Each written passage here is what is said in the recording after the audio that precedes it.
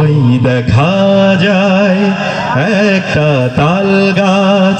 বললাম বাংলাদেশের জনপ্রিয় শিল্পী আসিফ আকবরের কাছে, যিনি একেবারে বলতে গেলে ইয়াং যারা আছে, ইয়াং জেনারেশন, তাদের কাছে বেশ জনপ্রিয় একটা সময় ছিল 90-এর দশকের পরে। তো তার কাছে নিয়ে গেলাম ছড়াটি, তাকে বললাম ভাই সবাই এই গানের নিজস্ব সুর দিয়ে গাওয়ার চেষ্টা করছে, নকল করছে, আপনি এই ছড়াটি একটু আপনার স্টাইলে করেন। তো তিনি নিলেন, নেওয়ার সাথে সাথে তিনিও শুরু করে দেন ঠিক এরকম। ওই দেখা যায় একটা তাল গাছ, ওই আমাদের গাছ, ওইখানেতে বাস করে সুন্দর একটা কানা বগির ছায়। ও বগি, ও বগি তুই খাস কি, ও বগি, ও বগি তুই খাস কি।